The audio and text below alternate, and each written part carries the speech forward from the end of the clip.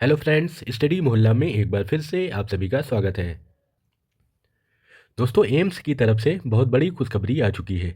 AIIMS ने CRE का notification out कर दिया है। कितनी पोस्ट है, एलिजिबिलिटी क्या होगी, सैलरी क्या रहेगी, सिलेबस क्या होगा, आवेदन कब से स्टार्ट होंगे, लास्ट डेट क्या होगी, कंप्लीट इन्फॉर्मेशन आपको इस वीडियो में मिल जाएगी। अगर आप हमारे चैनल पर नए हैं तो चैनल को सब्सक्राइब करके बेल नोटिफिकेशन ऑन कर लें, जिससे हमारी रेगुलर अपडेट सबसे पहले आप तक पहुंचती रहें। दोस्तों, ये है एम्स की ऑफिशियल वेबसाइट, जिस पर इन्होंने नोटिफिकेशन जारी कर दिया है। बहुत से बच्चे ये बता रहे हैं कि ये नोटिफिकेशन फेक है, तो मैं आपको बता दूं ये बिल्कुल जेन्युइन है। एमसीआरई का रिक्रूटमेंट आ चुका है। बम्पर वैकेंसी रहने वाली है। इस वीडियो में आपको कंप्लीट इन्फॉर्मेशन मिलने वाली है, इसीलिए वीडियो को एंड तक देखें। कॉमन रिक्रूटमेंट एग्जामिनेशन, इस पर हम लोग क्लिक करेंगे। क्लिक करने के बाद नेक्स्ट पेज ओपन हो जाएगा, जिसमें आपको टोल फ्री नंबर भी दिया गया है। अगर आपको इस नोटिफिकेशन से रिलेटेड कोई क्वेरी है तो आप इस नंबर पर कॉल कर सकते हैं, और ये कॉल 9:30 से 5 PM के बीच में कर सकते हैं। मंडे टू फ्राइडे आपका फ़ोन रिसीव होगा। सैटरडे को 9:30 से 1 PM तक आपकी कॉल रिसीव की जाएगी। आपको कॉमन रिक्रूटमेंट एग्जामिनेशन पर क्लिक करना है। क्लिक करने के बाद व्यू डिटेल्स पर क्लिक करना है। व्यू डिटेल्स पर क्लिक करने के बाद advertisement, notification, create a new account, 3 option आ गए हैं। तो सबसे पहले आपको एडवर्टाइजमेंट पर क्लिक करना है। एडवर्टाइजमेंट पर क्लिक करने के बाद इसका एडवर्टाइजमेंट डाउनलोड होकर ओपन हो जाएगा। दोस्तों, ये है एमसीआरई का नोटिफिकेशन। इस नोटिफिकेशन में कंप्लीट जानकारी मिलने वाली है। कितनी पोस्ट है, सिलेबस क्या रहने वाला है, सैलरी, एम्स वाइज वैकेंसी भी इसमें दी गई हैं। इस वीडियो में आपको कंप्लीट इन्फॉर्मेशन मिल जाएगी। वीडियो थोड़ा बड़ा रहने वाला है, वीडियो को एंड तक देखें, जिससे आपको कंप्लीट इन्फॉर्मेशन इसी वीडियो में मिल जाए। दोस्तों, क्लोजिंग डेट ऑफ एप्लीकेशन यानी एप्लीकेशन की लास्ट डेट 31 जनवरी 2025 5 PM तक रहने वाली है। आगे इन्होंने बताया है date of uploading of detail advertisement and commencement of online registration of application, यानी फॉर्म स्टार्ट होने की डेट है 7 जनवरी 2025 और फॉर्म की लास्ट डेट है 31 जनवरी 2025।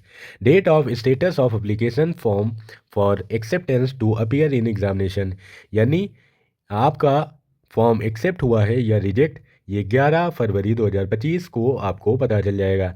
जैसे ही आप अपना यूज़र नेम और पासवर्ड डालकर लॉगिन करेंगे, 11 फरवरी 2025 को आपको पता चल जाएगा कि आपका फॉर्म एक्सेप्ट हुआ है या reject. Date of correction in application form as allowed, यानी एप्लीकेशन फॉर्म में करेक्शन 12 फरवरी 2025 से 14 फरवरी 2025 के बीच में आप कर सकते हैं। यानी करेक्शन के लिए 12, 13, 14 3 दिन आपको मिलने वाला है। Date of issue of admit card, admit card कब इशू होगा इसके बारे में इन्होंने बताया as per schedule of examination, examination के शेड्यूल के आधार पर एडमिट कार्ड आएगा। डेट ऑफ स्किल टेस्ट कब होगा, टू बी नोटिफाइड लेटर, यानी इसको बाद में बताने के लिए बोला है। आगे इन्होंने एग्जामिनेशन डेट दे रखी है। डेट ऑफ एग्जामिनेशन रहेगी 26 फरवरी 2025 से 28 फरवरी 2025, यानी 26, 27, 28 3 दिन आपके एग्जामिनेशन होंगे। किसी का 26 होगा, किसी का 27 होगा, किसी का 28 फरवरी को एग्ज़ाम रहने वाला है। आगे इन्होंने कंटेंट का कैलेंडर दे रखा है। इसमें इन्होंने सारी डिटेल्स का पेज नंबर बताया है। इंट्रोडक्शन पेज नंबर 4 पर रहने वाला है। एप्लीकेशन प्रोसेस यानी एप्लीकेशन फॉर्म कैसे भरना है 6 पर बताया है। एज रिलैक्सेशन 7, सर्टिफिकेट्स क्या रहने वाले हैं 9 पर बताया है। कास्ट कैटेगरी सर्टिफिकेट 9 पे बताया है। एजुकेशनल सर्टिफिकेट यानी क्वालिफिकेशन क्या रहने वाली है 10 नंबर पेज पर बताया है। साथ ही सारी डिटेल्स इन्होंने अपने इस नोटिफिकेशन में बता रखी। चलिए एक एक करके हम लोग सारी इन्फॉर्मेशन जान लेते हैं। फर्स्ट सेक्शन है इंट्रोडक्शन।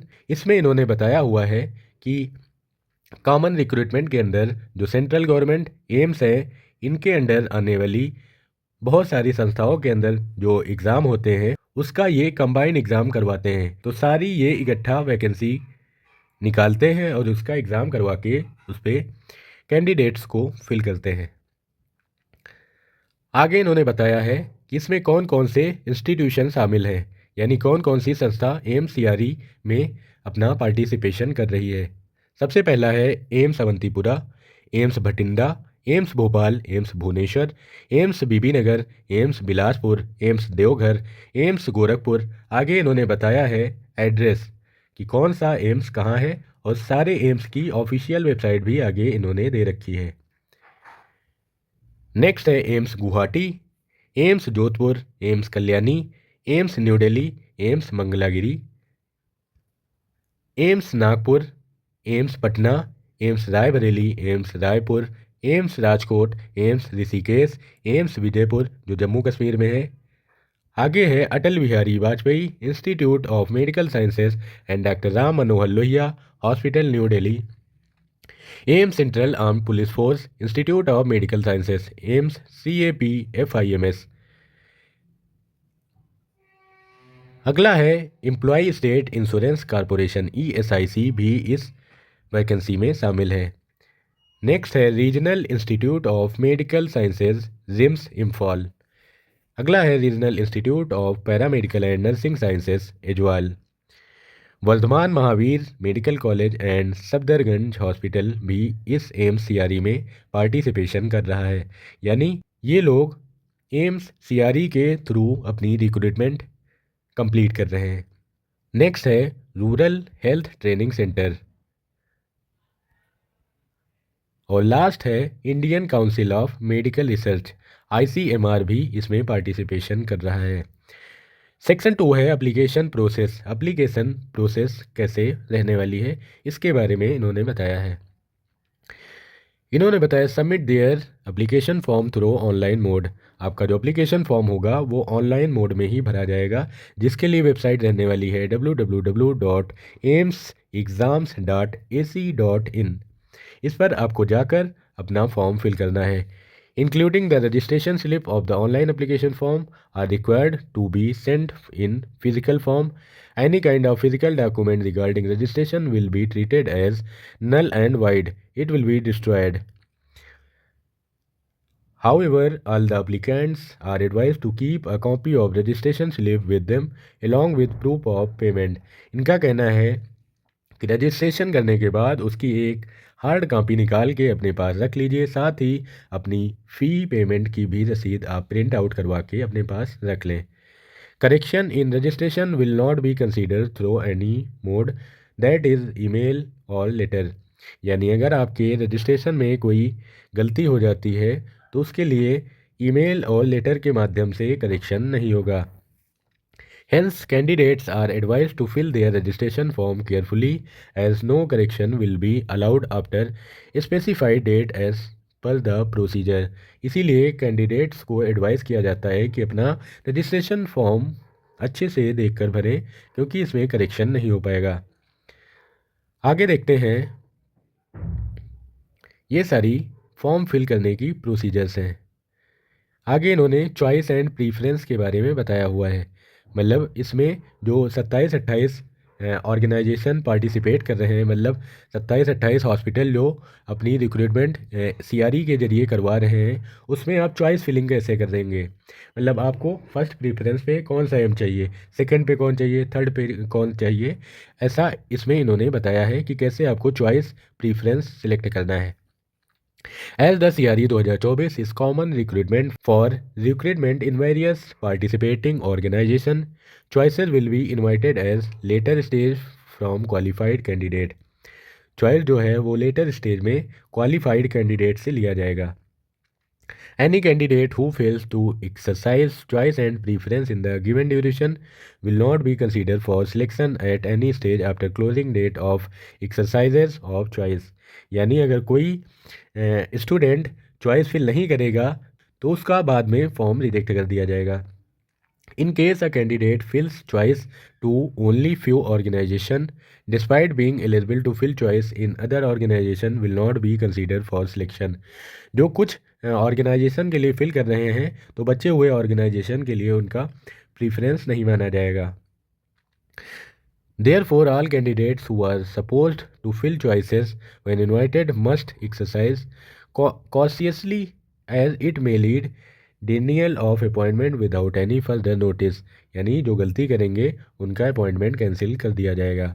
आगे एक्सपीरियंस सर्टिफिकेट के बारे में ये बता रहे हैं कि जो एक्सपीरियंस सर्टिफिकेट लगेगा उसमें क्या क्या होना चाहिए। Certificate from the heads of organisation departments for the entire experience claimed clearly mentioned in the duration of employment, यानी एम्प्लॉयमेंट का ड्यूरेशन क्लियरली मेंशन होना चाहिए, डेट मंथ और year. Indicating the basic pay and consolidated pay, यानी basic पे और consolidated पे कितना है ये एक्सपीरियंस सर्टिफिकेट पर मेंशन होना चाहिए। The certificate should also mention the nature of duties, यानी आप किस प्रकार का काम कर रहे हैं ये भी सर्टिफिकेट में मेंशन होना चाहिए। Performed oblique experience obtained in the post with duration, यानी किस अवधि में किस प्रकार का आप काम कर रहे हैं ये भी सर्टिफिकेट में मेंशन होना चाहिए। नो ऑब्जेक्शन सर्टिफिकेट एनओसी, जो लोग गवर्नमेंट एम्प्लॉई हैं उनके लिए एनओसी लगने वाली है। एनओसी आप जहाँ पर काम कर रहे हैं वहाँ पर बनवा सकते हैं। No objection certificate. आगे एज रिलैक्सेशन के बारे में इन्होंने बताया हुआ है। तो जैसे सेंट्रल गवर्नमेंट का एज रिलैक्सेशन क्राइटेरिया है वही इसमें भी फॉलो होने वाला है। SC/ST के लिए 5 साल, OBC के लिए 3 साल, PWBD के लिए 10 साल एज रिलैक्सेशन रहने वाला है। Ex serviceman and commissioned officer including ECO, SSCOs, length of military service plus 3 year, यानी जितनी मिलिट्री सर्विस इन्होंने दी है उसमें 3 साल ज़्यादा। यानी जैसे कोई एक्स सर्विसमैन है उसने 15 साल अपनी सर्विस मिलिट्री में दी है तो उसमें 3 साल और ऐड करेंगे, यानी टोटल एज रिलैक्सेशन 18 साल रहने वाला है। Central government civilian employee who have rendered not less than 3 years regular and continuous service as on closing date for receipt for online submission application, 5 साल का एज रिलैक्सेशन मिलने वाला है।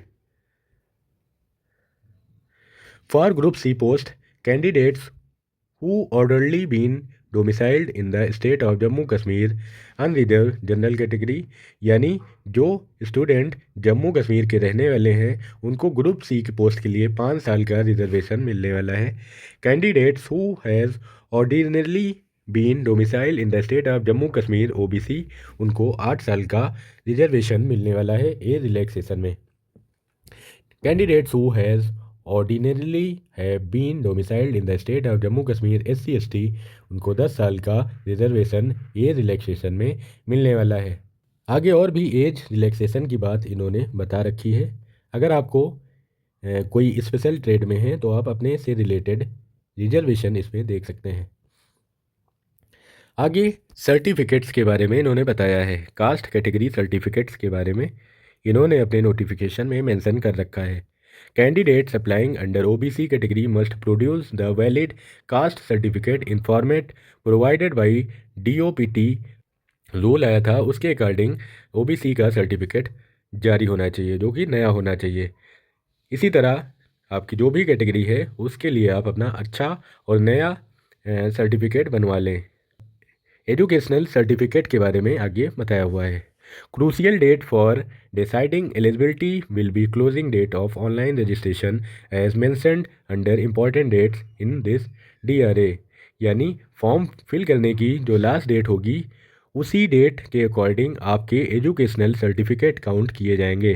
जैसे आप कोई डिप्लोमा किया है, लैब टेक्नीशियन का मान लीजिए आपने डिप्लोमा किया है तो इस फॉर्म फिल करने की जो लास्ट डेट है उससे पहले अगर आपका रिजल्ट आ गया है तभी आप इस फॉर्म को फिल करने के लिए एलिजिबल होंगे, अदरवाइज़ आप इस फॉर्म को फिल नहीं कर सकते हैं।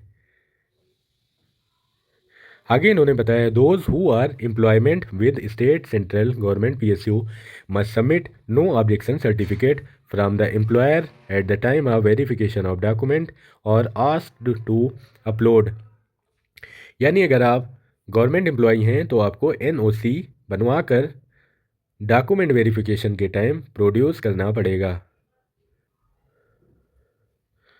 एप्लीकेशन फ़ीस के बारे में आगे बताया गया है। जनरल OBC कैंडिडेट्स के लिए 3,000 रुपये एप्लीकेशन फ़ीस रहने वाली है। SC/ST और EWS कैंडिडेट्स के लिए 2,400 रुपये एप्लीकेशन फ़ीस रहने वाली है। पर्सन विद डिसेबिलिटीज़ के लिए एप्लीकेशन फ़ीस है 0 rupees. Application fees debit card, credit card, net banking और यूपीआई के माध्यम से आप पे कर सकते हैं। आगे एग्ज़ामिनेशन सेंटर के बारे में बताया गया है। In all major states of India, यानी इंडिया के सभी मुख्य राज्यों में AIIMS reserve the right to allot any city oblique state across India to any candidate, यानी एम्स के पास राइट है कि आपको किसी भी स्टेट में या किसी भी सिटी में एग्जामिनेशन सेंटर अलॉट कर सकता है, irrespective of the choice of state made in the application and no correspondence will be entertained in this regard, यानी ये आपको अपने अकॉर्डिंग ही सेंटर अलॉट करेंगे और उसके लिए कोई क्वेरी नहीं हो पाएगी। AIIMS reserve the right to conduct examination of one or more group और ऑल ग्रुप, यानी एम के पास राइट है सारे ग्रुप का एग्ज़ाम करवाने का। एडमिट कार्ड के बारे में बताया है। Admit card will be issued 3 days before date of examination, examination की डेट से 3 दिन पहले आपका एडमिट कार्ड आ जाएगा। City state will be notified 7 days in advance of issue of admit card, admit card issue होने से 7 दिन पहले आपको किस सिटी में आपका एग्जामिनेशन सेंटर पड़ा है ये पता चल जाएगा। मतलब 10 दिन पहले आपको एग्जामिनेशन सिटी पता चल जाएगी और 3 दिन पहले आपको एडमिट कार्ड रिसीव होगा। The admit card will be released on examination section AIIMS new Delhi website AIIMSexams.ac.in, इस वेबसाइट पर एग्जामिनेशन सेक्शन में आपको एडमिट कार्ड मिल जाएगा। आगे इन्होंने pattern scheme and syllabus of examination के बारे में बताया है। कंप्यूटर बेस्ड टेस्ट CBT रहने वाला है।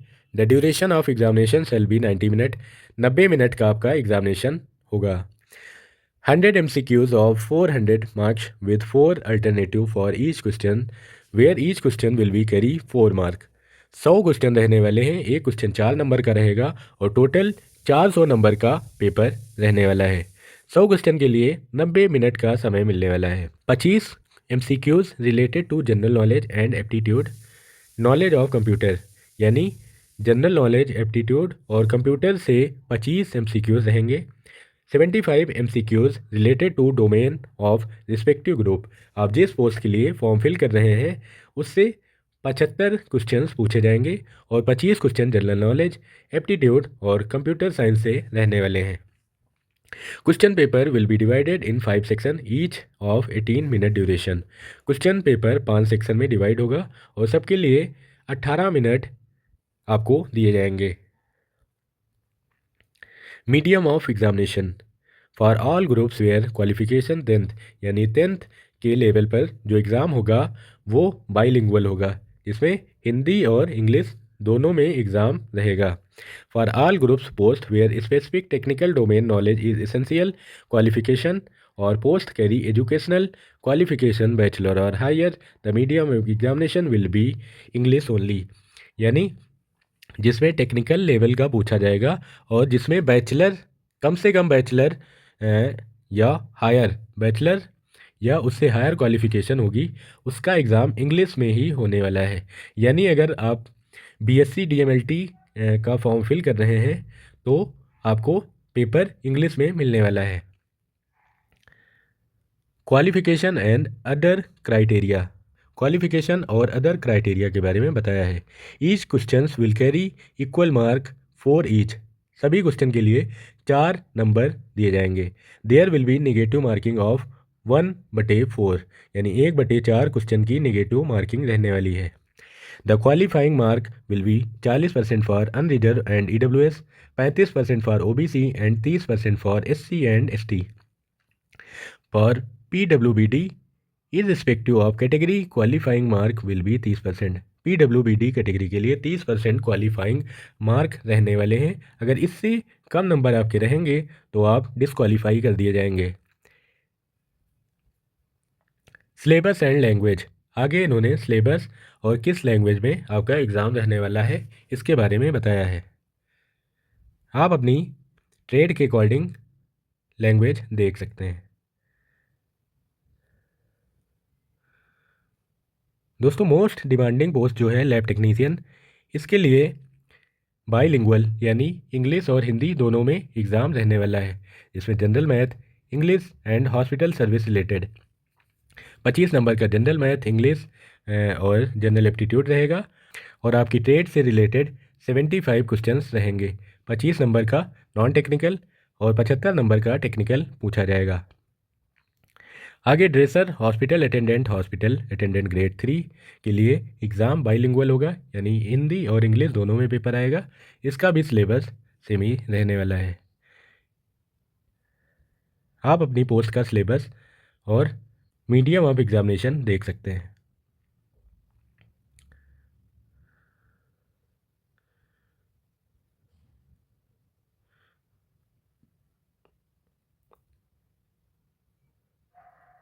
दोस्तों इस बार एमसीआरई ने बहुत वैकेंसी निकाली हैं, इसीलिए आप अपनी पढ़ाई स्टार्ट कर दीजिए।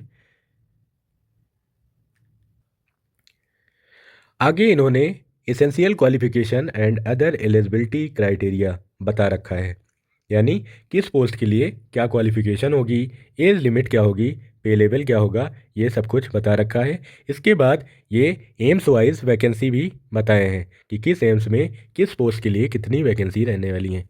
सबसे पहले हम लोग क्वालिफिकेशन देख लेते हैं। पहली पोस्ट है असिस्टेंट डाइटिशियंस। इसमें एज लिमिट 35 साल रहने वाली है। पे लेवल 6 रहने वाला है। इसमें MSc from recognised university, MSc food and nutrition से होना चाहिए। 2 ईयर रेलिवेंट एक्सपीरियंस होना चाहिए। सेकंड है असिस्टेंट डाइटिशियंस एम्स मंगलागिरी में, ये लेवल 6 की है। इसमें भी सेम क्वालिफिकेशन रहने वाली है। ये असिस्टेंट डाइटिशियन की वैकेंसीज हैं। ये सभी ऑर्गेनाइजेशन में हैं, इनका पे लेवल सेम रहने वाला है और क्वालिफिकेशन भी लगभग सेम ही रहने वाला है।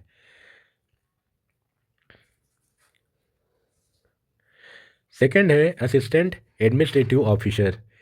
एडमिनिस्ट्रेटिव ऑफिसर के लिए क्वालिफिकेशन क्या रहेगी, किस एम्स में कितनी जगह हैं, ये सब इसमें आपको जानने को मिलेगा।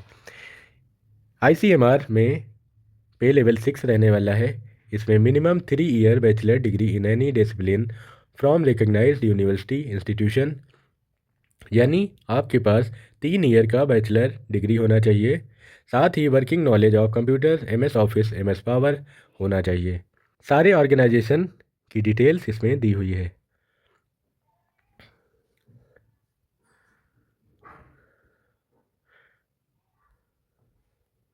नेक्स्ट है data entry operator grade A. पे लेवल 4 रहने वाला है। 12th should possesses a speed of not less than 8000 की डिप्रेशन पर आवर, यानी आपके पास 12th होना चाहिए और 1 घंटे में 8000 की आप प्रेस करने का एक्सपीरियंस रखते हो। जिस जिस एम्स में वैकेंसी आई है सभी की जानकारी दी हुई है। लो डिवीज़न क्लर्क की ये इंफॉर्मेशन है। पे लेवल 2 रहने वाला है। सीनियर एडमिनिस्ट्रेटिव असिस्टेंट, इसकी डिग्री ऑफ रिकग्नाइज्ड यूनिवर्सिटी और इक्विवेलेंट, यानी आपके पास डिग्री होनी चाहिए। प्रोफिशिएंसी इन कंप्यूटर, कंप्यूटर में आप दक्ष होने चाहिए। Skill test norms on computer typing 35 word per minute in English, 30 word per minute in Hindi. आपके पास टाइपिंग अच्छी होनी चाहिए। अपर डिवीज़न क्लर्क के बारे में बताया है। नेक्स्ट है assistant engineer, graduate in civil engineering from recognised university with 5 year experience. अगर आप असिस्टेंट इंजीनियर के लिए फॉर्म फिल करना चाहते हैं तो इंजीनियरिंग से ग्रेजुएशन होना चाहिए और 5 साल का एक्सपीरियंस होना चाहिए। पे लेवल 7 की जॉब है, लगभग सारे एम्स में रहने वाली है। असिस्टेंट इंजीनियर या जूनियर इंजीनियर की वैकेंसीज़ हैं। जो आपके लिए ज़रूरी है उसको आप वीडियो पॉज करके उसकी क्वालिफ़िकेशन देख सकते हैं। नेक्स्ट है assistant engineer AC&R।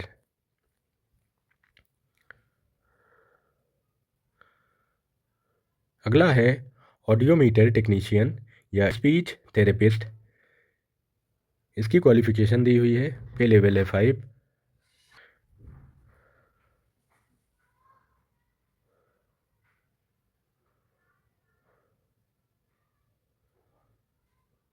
Assistant laundry supervisor की भी वैकेंसीज आई हैं। स्टोर कीपर की वैकेंसीज रहने वाली हैं, जो एम्स न्यू दिल्ली में है। सेंट्रल आर्म पुलिस फोर्स में है। पे लेवल 6 रहने वाला है। एसेंशियल क्वालिफिकेशन है degree in pharmacy from recognised university, यानी आपके पास बैचलर इन फार्मेसी होना चाहिए। साथ ही डिज़ायरेबल है यानी इच्छुक है experience in storing and distribution of drugs in drug store, यानी ड्रग रखने के लिए आपको एक्सपीरियंस होना चाहिए। आगे स्टोर कीपर जनरल की वैकेंसीज हैं। फार्मासिस्ट होम्योपैथी की वैकेंसी है, पे लेवल 5 रहने वाला है। 12th pass with science stream from recognised board, diploma और certificate course in homoeopathy pharmacy of at least 1 year duration from central government या स्टेट गवर्नमेंट। डिज़ायरेबल क्वालिफिकेशन है basic knowledge of computer, यानी जिन्होंने homeopathy से pharmacy कर रखी है, pharmacy का डिप्लोमा कर रखा है, जो कि 1 साल से ज़्यादा का होना चाहिए, वो इस फॉर्म को फिल कर सकते हैं। दोस्तों, इस वैकेंसी में कोई भी एक्सपीरियंस नहीं मांगा गया है।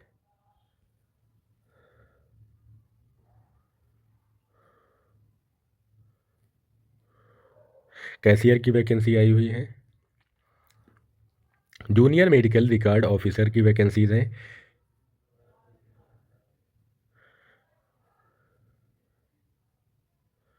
Lab attendant grade 2, laboratory assistant, laboratory attendant grade 2, junior medical laboratory technologist, lab technician, medical laboratory technologist, technician, medical lab technologist, senior technician आदि की वैकेंसीज इसमें रहने वाली हैं, जो कि लगभग सारे एम्स में रहने वाली हैं। पे लेवल 5 रहने वाला है। Junior medical lab technologist post है। इसमें क्वालिफिकेशन है 10th with science, physics, chemistry, biology या बायोटेक्नोलॉजी, यानी 12th में जिन्होंने फिजिक्स, केमिस्ट्री, बायोलॉजी ले रखी है या बायोटेक्नोलॉजी ले रखी है, वही इस फॉर्म को फिल कर पाएंगे। मतलब जिन्होंने 12th में मैथ्स ले रखी है, वो इस फॉर्म को नहीं फिल कर पाएंगे। साथ ही 2 year regular diploma in medical laboratory technology, 2 साल का DMLT होना चाहिए। साथ ही 1 year experience with hospital having 100 beds, 100 bed के अस्पताल में 1 साल का अनुभव होना चाहिए, या फिर 12th होना चाहिए, साथ में BSc DMLT होना चाहिए।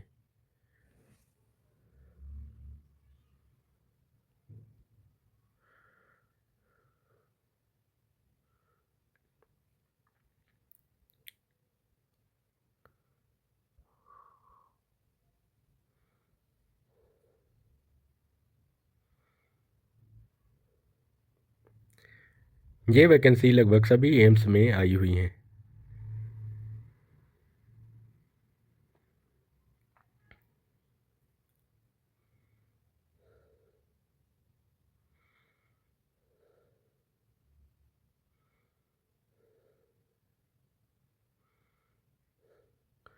आगे लैब अटेंडेंट की वैकेंसी है, जो एम्स बिलासपुर में है। 18 साल से 27 साल एज लिमिट होनी चाहिए।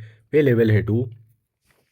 एसेंशियल क्वालिफिकेशन है 10+2 विद साइंस, यानी 12th में आपकी साइंस होना चाहिए। इसमें फिजिक्स केमिस्ट्री मैथ या फिजिक्स केमिस्ट्री बायो दोनों स्टूडेंट फिल कर सकते हैं।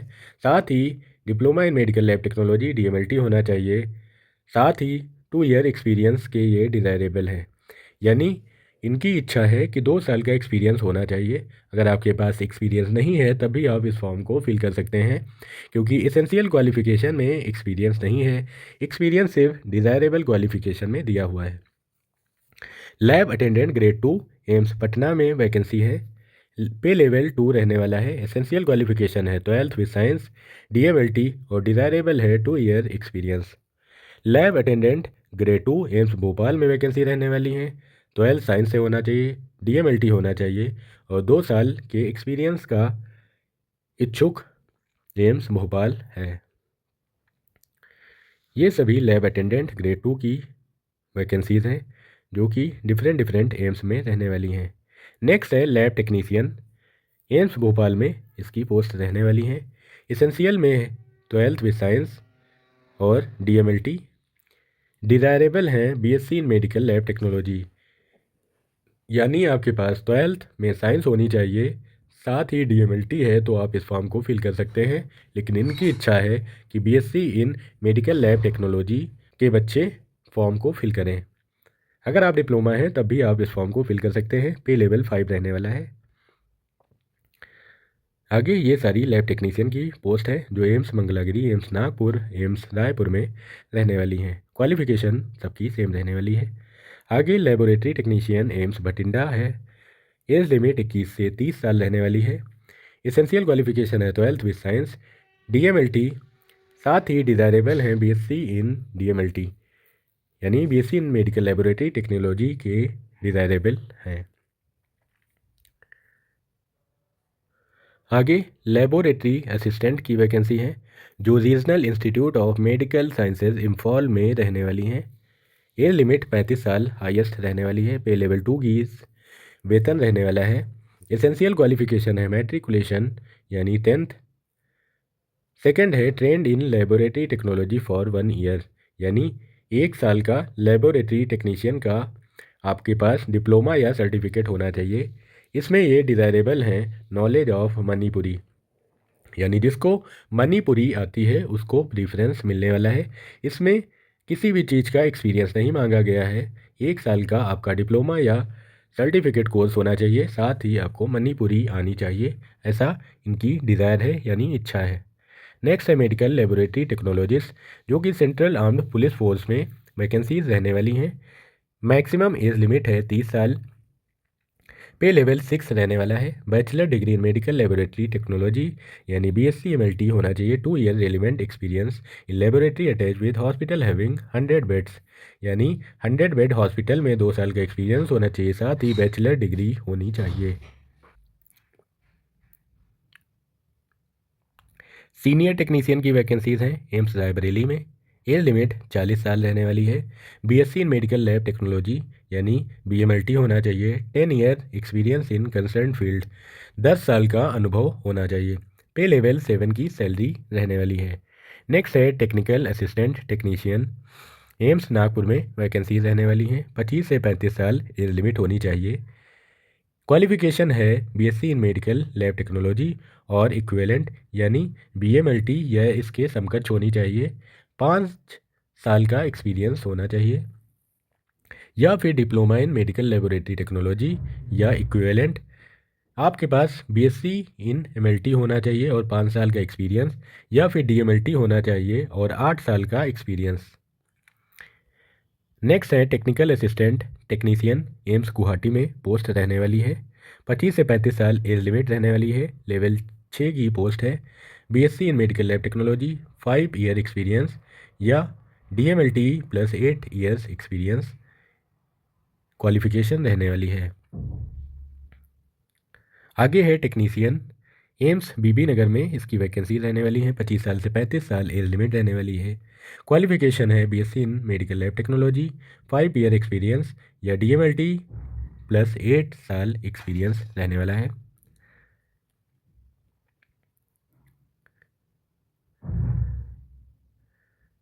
नेक्स्ट है laboratory attendant grade 2 AIIMS Bathinda में, इसकी पोस्ट रहने वाली है। 18 से 30 साल एज लिमिट रहने वाली है। एसेंशियल क्वालिफिकेशन है 10+2 विद साइंस, यानी 12th में साइंस होनी चाहिए। डीएमएलटी होना चाहिए साथ में। डिज़ायरेबल है 2 year experience in relevant field, 2 साल का एक्सपीरियंस होना चाहिए। ये डिज़ायरेबल क्वालिफिकेशन है। नेक्स्ट है dresser hospital attendant grade 2, hospital attendant grade 3, मार्चुरी attendant, multitasking staff, office attendant grade 2 समेत सारी पोस्टें इसमें दी गई हैं। Dark room assistant age limit है 35 ईयर्स। पे लेवल है 2, 10th, साथ ही 3 ईयर एक्सपीरियंस है रजिस्टर्ड रिस्पॉन्सिबल फोटोग्राफिक फिल्म का एक्सपीरियंस होना चाहिए। Knowledge of Manipuri and Hindi, Hindi और मणिपुरी का नॉलेज होना चाहिए। नेक्स्ट पोस्ट है ड्रेसर, 18 से 27 साल एज लिमिट रहने वाली है। पे लेवल है 1। क्वालिफिकेशन है 10th, first aid certificate course from red cross society और सेंट्रल गवर्नमेंट और state government recognise institution. First aid का सर्टिफिकेट होना चाहिए, 10th होना चाहिए, और 1 ईयर एक्सपीरियंस है ड्रेसर फ्रॉम एनी रिकग्नाइज्ड और private hospital having at least 50 bed. 50 bed के हॉस्पिटल में ड्रेसर अटेंडेंट का 1 साल का एक्सपीरियंस होना चाहिए। नेक्स्ट है hospital attendant. Hospital attendant AIIMS Bilaspur में वैकेंसी रहने वाली है। 18 से 30 साल एज लिमिट रहने वाली है।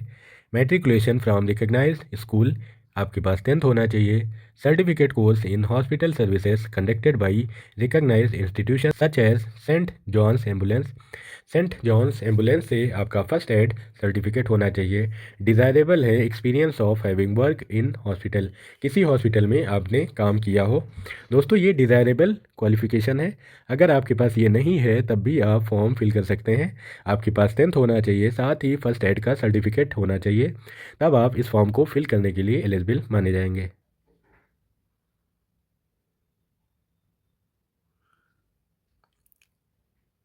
लगभग सभी एम्स में हॉस्पिटल अटेंडेंट की वैकेंसीज रहने वाली हैं। आप अपनी क्वालिफिकेशन के अकॉर्डिंग फॉर्म फिल कर सकते हैं। मल्टीटास्किंग स्टाफ की भी वैकेंसी रहने वाली है। एज लिमिट है 35 साल मैक्सिमम। मैट्रिकुलेशन और इट्स इक्विवेलेंट, यानी जो 10th पास हैं वो एमटीएस के लिए फॉर्म फिल कर सकते हैं। मल्टीटास्किंग स्टाफ, पे लेवल है 1। नर्सिंग अटेंडेंट की वैकेंसी रहने वाली हैं। क्वालिफिकेशन है matriculation pass from recognise board, यानी आपके पास 10th होना चाहिए। फर्स्ट एड का सर्टिफिकेट होना चाहिए।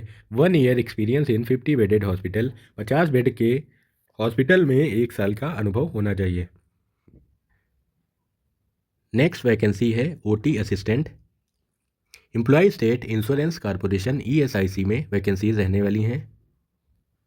मैक्सिमम एज लिमिट 32 ईयर्स रहने वाली है। पे लेवल है लेवल 3।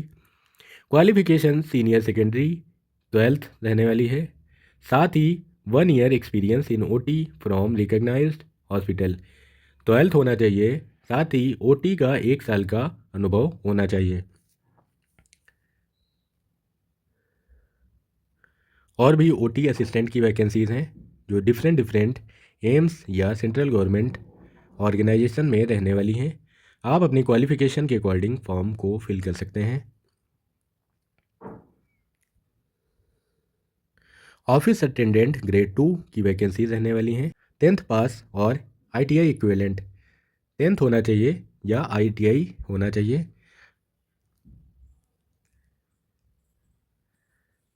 नेक्स्ट है stores attendant grade 2। AIIMS Jodhpur में वैकेंसी रहने वाली है। मैक्सिमम एज लिमिट है 30 साल। पे लेवल है 1। क्वालिफिकेशन 10th पास या आईटीआई रहने वाली है। तो जो बच्चे 10th पास हैं उनके लिए बहुत बड़ा अवसर रहने वाला है। आप लोग भी फॉर्म को फिल कर सकते हैं। दोस्तों आगे एम्स वाइज भी आपको वैकेंसीज देखने को मिलेंगी कि किस एम्स में किस पोस्ट पर कितनी वैकेंसीज हैं। कैटेगरी वाइज आपको कंप्लीट इन्फॉर्मेशन देखने को मिलेगी। वीडियो थोड़ा सा बड़ा रहने वाला है, लेकिन आपको कंप्लीट इन्फॉर्मेशन इसी वीडियो में मिल जाएगी। नेक्स्ट वैकेंसी है ईसीजी टेक्नीशियन की।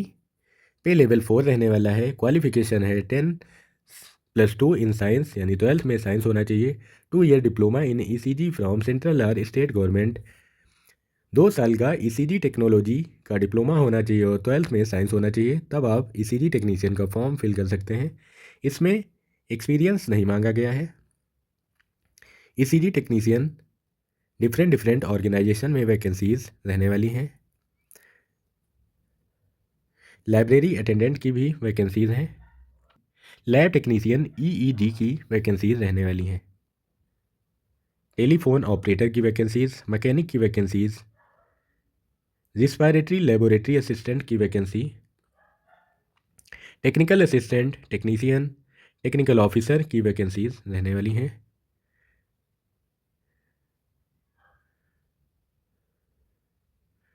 जूनियर रेडियोग्राफर, रेडियोग्राफिक टेक्नीशियन की वैकेंसीज भी रहने वाली हैं।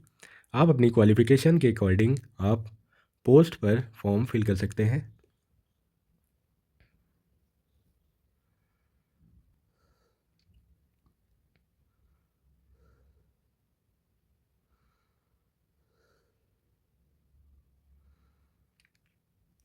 रेडियोग्राफर की डिफरेंट ऑर्गेनाइजेशन में वैकेंसीज रहने वाली हैं,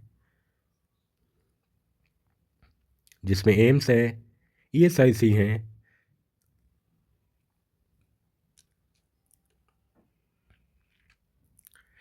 नेक्स्ट है dental hygienist oblique technical officer.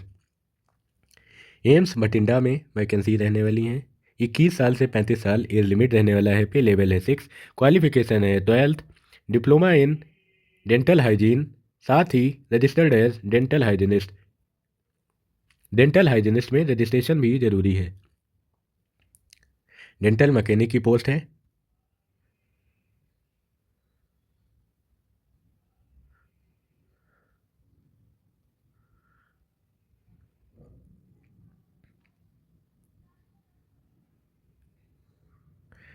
Dental technician की वैकेंसीज रहने वाली हैं।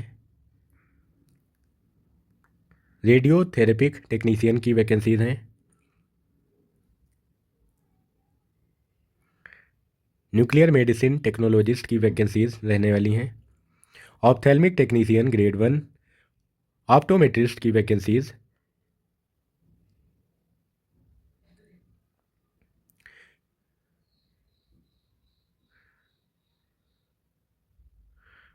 वर्कशॉप टेक्नीशियन की वैकेंसी। फार्मासिस्ट आयुर्वेदिक की भी वैकेंसीज रहने वाली हैं। पे लेवल 5 रहेगा। क्वालिफिकेशन आप देख सकते हैं।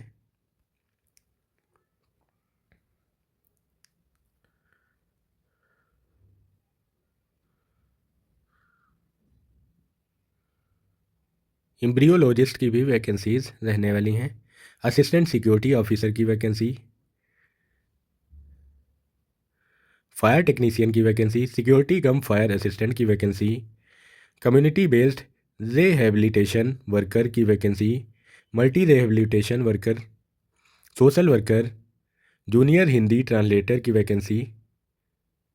Junior Hindi translator different organisation में वैकेंसीज रहने वाली हैं। फिजियोथेरेपिस्ट की भी वैकेंसीज रहने वाली हैं।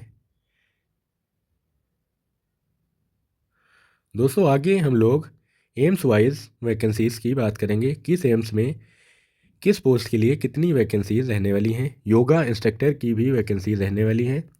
क्वालिफिकेशन है graduate from recognised university, diploma in yoga from और रिकग्नाइज्ड यूनिवर्सिटी। यानी आपके पास ग्रेजुएशन होना चाहिए, साथ ही योगा में डिप्लोमा होना चाहिए, या फिर graduate in yoga science from recognised institution and 5 year experience of teaching and training of yoga, या फिर आपके पास योगा से ग्रेजुएशन हो और 5 साल का अनुभव हो। प्रोग्रामर की वैकेंसीज रहने वाली हैं। पे लेवल 7 है। Junior warden, senior warden, warden hostel, personal assistant, private secretary, stenographer, stenographer grade 3, pharmacist. Pharmacist में पे लेवल 5 रहेगा। एज लिमिट 18 से 30 साल। इसेंशियल क्वालिफिकेशन है डिप्लोमा इन फार्मेसी, फार्मेसी में डिप्लोमा होना चाहिए और रजिस्ट्रेशन होना चाहिए।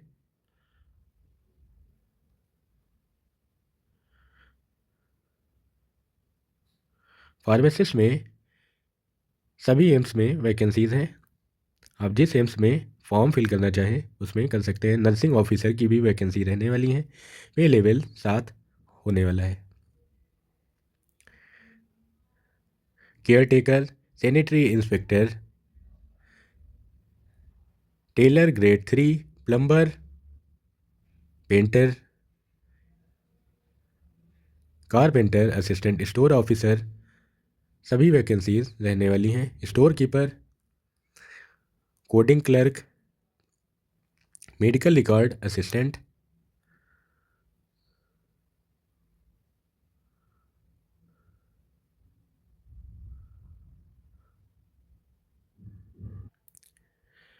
दोस्तों अब आपको हॉस्पिटल वाइज वैकेंसी देखने को मिलने वाली हैं। पहली पोस्ट है असिस्टेंट डाइटिशियन या डिमॉन्स्ट्रेटर। असिस्टेंट डाइटिशियन की एम्स नागपुर में टोटल पोस्ट एक रहने वाली है। एक पोस्ट अनरिजर्व के लिए रहने वाली है। Assistant dietitian AIIMS new Delhi में 2 अनरिजर्व की और टोटल 6 पोस्ट रहने वाली हैं। सेंट्रल आर्म पुलिस फोर्स में असिस्टेंट डाइटिशियन की 4 पोस्ट। एम्स बिलासपुर में 2 पोस्ट। डिमॉन्स्ट्रेटर की एम्स एजवाल में 1 पोस्ट, डाइटिशियन एम भोपाल में 2 पोस्ट, एम्स जम्मू में 1 पोस्ट, एम्स कल्याणी में 1 पोस्ट, एम्स पटना में 1 पोस्ट, एम्स रायपुर में 2 पोस्ट, एम्स राजकोट में 1 पोस्ट रहने वाली है। सेकेंड है assistant administrative officer, executive assistant, junior administrative officer. इनकी एम्स वाइज वैकेंसीज दी हुई हैं। आप इन वैकेंसीज को देख सकते हैं अगर आपको इस पर फॉर्म फिल करना है। नेक्स्ट है data entry operator grade A, junior administrative assistant, lower division clerk, senior administrative assistant, UDC upper division clerk. इसमें हॉस्पिटल वाइज वैकेंसीज दी हुई हैं। आप इन वैकेंसीज को देख सकते हैं कैटेगरी वाइज भी, और टोटल्स नंबर ऑफ पोस्ट भी दिए हुए हैं। एम्स वाइज वैकेंसी दी हुई है। आप जिस एम्स में फिल करना चाहें वहाँ की पोस्ट के अकॉर्डिंग आप फॉर्म फिल कर सकते हैं।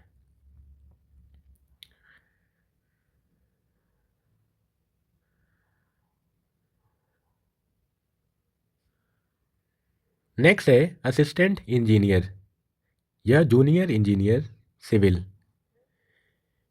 एम्स वाइज इसमें भी वैकेंसीज दी गई हैं। आपको जिस एम्स में फॉर्म फिल करना है वहाँ की वैकेंसी आप देख सकते हैं। Total number of vacancy unreserve, EWS, OBC, SC, ST सारी कैटेगरी की वैकेंसी दी हुई हैं। नेक्स्ट है असिस्टेंट इंजीनियर। इसकी भी एम्स वाइज वैकेंसी दी हुई हैं। असिस्टेंट इंजीनियर AC&R, इसकी वैकेंसी भी एम्स वाइज दी गई हैं। किस एम्स या सेंट्रल गवर्नमेंट ऑर्गेनाइजेशन में कितनी वैकेंसीज हैं कैटेगरी वाइज कंप्लीट डिटेल दिया गया है। Draftman grade 3, assistant laundry supervisor, store keeper general, pharmacist homeopathy के लिए बहुत सारे बच्चे फॉर्म फिल करेंगे, तो होम्योपैथी के लिए ये एम्स वाइज वैकेंसीज रहने वाली हैं। जूनियर अकाउंट ऑफिसर की वैकेंसीज ये रहने वाली हैं। जूनियर मेडिकल रिकॉर्ड ऑफिसर की वैकेंसीज ये रहने वाली हैं। एम्स पटना और एम्स न्यू दिल्ली में ही सिर्फ जूनियर मेडिकल रिकॉर्ड ऑफिसर की वैकेंसीज हैं। CSSD असिस्टेंट ग्रेड 1 की वैकेंसी। नेक्स्ट है most demanding vacancy lab technician, lab attendant grade 2, laboratory assistant, laboratory attendant grade 2, junior medical lab technologist and lab technician की vacancies हैं। AIIMS wise vacancies दी गई हैं। Junior medical lab technologist की AIIMS new Delhi में total number of post है 33, unreserved की 13, EWS की 3, OBC की 9, SC की 5, ST की 3 वैकेंसीज रहने वाली हैं। एम्स बिलासपुर में जूनियर मेडिकल लैब टेक्नोलॉजिस्ट की टोटल नंबर ऑफ पोस्ट 26 हैं, अनरिजर्व की 11, EWS की 3, OBC की 7, SC की 3, ST की 2 पोस्ट रहने वाली हैं। मेडिकल लेबोरेटरी टेक्नोलॉजिस्ट MLT की वैकेंसीज एम्स न्यू दिल्ली में रहने वाली हैं। टोटल नंबर ऑफ पोस्ट है 70, 29 जनरल, 6 EWS, 17 OBC, 11 SC और 7 ST की पोस्ट रहने वाली हैं। Junior medical lab technologist central arm police force में वैकेंसी रहने वाली हैं। 35 जनरल, 7 EWS, 21 OBC, 11 SC और 6 की ST की वैकेंसी रहने वाली हैं। टोटल नंबर ऑफ पोस्ट है 80। Junior medical lab technologist ESIC Andhra Pradesh में टोटल नंबर ऑफ पोस्ट है 5। नेक्स्ट है ESIC असम, इसमें 2 post. ESIC Bihar 29 post, ESIC Chhattisgarh 20 post, ESIC Delhi NCR 29 post, ESIC Gujarat 9 post, ESIC Karnataka 13 post, ESIC Kerala 1 post, ESIC Madhya Pradesh 7 post रहने वाली हैं। दोस्तों आप सभी ऑर्गेनाइजेशन की वैकेंसी कैटेगरी वाइज देख सकते हैं। नेक्स्ट है लैब अटेंडेंट एम्स बिलासपुर, इसमें टोटल नंबर ऑफ पोस्ट हैं 3, 2 जनरल की और 1 EWS की पोस्ट रहने वाली है। Medical laboratory technologist central arm police force institute of medical sciences, total number of post हैं 14, 8 जनरल, 1 EWS, 3 OBC, 1 SC और 1 ST की पोस्ट रहने वाली है।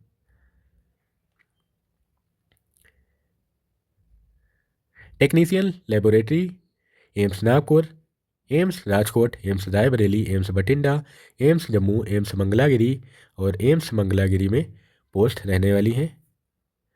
Total number of post mention की हुई हैं, कैटेगरी वाइज भी पोस्ट दी गई हैं।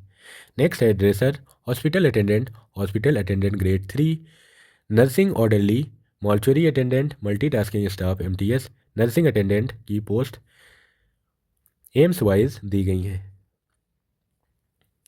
Dark room assistant, regional institute of medical sciences Imphal, total number of post है 1। Dresser, total number of post 1। Hospital attendant AIIMS Bilaspur, total number of post 6। Hospital attendant grade 3 nursing orderly AIIMS Bhopal, total number of post 17। AIIMS Guwahati, hospital attendant grade 3, total number of post 9। Hospital attendant grade 3 nursing orderly AIIMS Mangalagiri में 40 post रहने वाली हैं hospital attendant की। Next है AIIMS Patna में hospital attendant grade 3 की 27 post रहने वाली हैं। कैटेगरी वाइज भी पोस्ट दी गई हैं। Junior warden, mortuary attendant, nursing attendant, operator, OT assistant सभी की हॉस्पिटल वाइज वैकेंसीज दी गई हैं। OT assistant, store attendant grade 2, dissection hall attendant, ECG technician, library attendant grade 2 hospital wise vacancies दी गई हैं।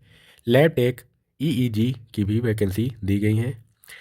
मैकेनिक, एयर कंडीशनर वैकेंसी दी गई हैं। Respiratory laboratory assistant, technical assistant, technician, anaesthesia, operation theatre technician, ICU technician की भी vacancies दी गई हैं। हॉस्पिटल वाइज वैकेंसीज हैं। आप अपनी क्वालिफिकेशन के अकॉर्डिंग अपनी लायक की वैकेंसी को डिटेल में देख सकते हैं। नेक्स्ट है junior radiographic technician grade 1, technician, dark room assistant की वैकेंसीज हॉस्पिटल वाइज दी गई हैं। दोस्तों एम्स सीआरई में लगभग सभी एम्स पार्टिसिपेट कर रहे हैं और ईएसआईसी सीएपीएफ भी पार्टिसिपेशन कर रही है। एम्प्लॉय स्टेट इंश्योरेंस कॉरपोरेशन के लगभग सभी हॉस्पिटल में भी एम्स सीआरई के थ्रू वैकेंसीज फिल की जा रही हैं। नेक्स्ट है डेंटल मैकेनिक, इसकी भी हॉस्पिटल वाइज वैकेंसीज दी गई हैं। रेडियोथेरेपिक टेक्नीशियन, न्यूक्लियर मेडिसिन टेक्नोलॉजिस्ट की भी वैकेंसीज दी गई हैं।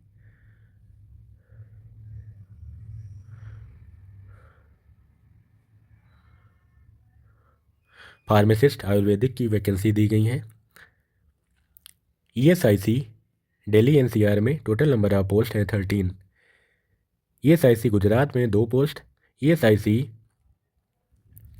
जम्मू कश्मीर में 1 पोस्ट फार्मासिस्ट आयुर्वेदिक की रहने वाली है। और भी पोस्ट हैं, आप अपनी क्वालिफिकेशन के अकॉर्डिंग देख सकते हैं।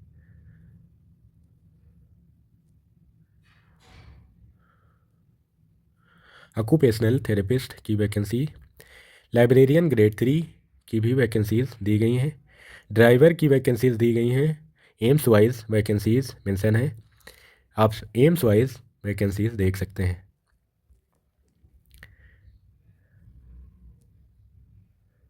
योगा इंस्ट्रक्टर की वैकेंसीज दी गई हैं कैटेगरी वाइज और एम्स वाइज वैकेंसीज मेंशन है।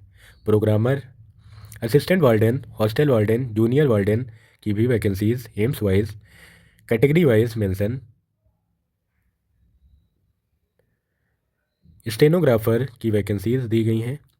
फार्मा केमिस्ट और फार्मासिस्ट की वैकेंसीज दी गई हैं। एम्स पटना में डिस्पेंसिंग अटेंडेंट की 1 वैकेंसी है। फार्मासिस्ट एम्स बिलासपुर में टोटल नंबर ऑफ पोस्ट है 6। एम्स अवंतीपुरा में 2 पोस्ट, एम्स न्यू दिल्ली में 16 पोस्ट फार्मासिस्ट के लिए। सीएपीएफ फार्मासिस्ट के लिए 6 पोस्ट। ऐसे ही सभी सेंट्रल ऑर्गेनाइजेशन की पोस्ट मेंशन हैं, आप इनको अपनी अकॉर्डिंग देख लें। Caretaker, sanitary inspector, tailor grade 3, plumber, painter, workshop assistant की भी वैकेंसीज दी गई हैं। Store keeper cum clerk, mechanic operator cum compositor की भी वैकेंसीज दी गई हैं। Medical record assistant, biomedical engineer की पोस्ट एम्स जोधपुर में दी गई हैं। टोटल नंबर ऑफ पोस्ट है 1। Quality control manager new Delhi में पोस्ट आई हुई है। एक पोस्ट है जो अनरिजर्व कैटेगरी के लिए रहने वाली है। दोस्तों ये है एम्स सीआरई का कंप्लीट नोटिफिकेशन, जिसकी A to Z सारी इन्फॉर्मेशन मैंने आपको बता दी है। नोटिफिकेशन से रिलेटेड अगर आपकी कोई क्वेरी है तो आप कमेंट बॉक्स में कमेंट करके पूछ सकते हैं। और अगर आपने अभी तक हमारे चैनल को सब्सक्राइब नहीं किया है तो चैनल को सब्सक्राइब करके बेल नोटिफिकेशन ऑन कर लें, जिससे हमारी रेगुलर अपडेट सबसे पहले आप तक पहुंचती रहे। मिलते हैं अगले वीडियो में अगली इन्फॉर्मेशन के साथ। जय हिंद।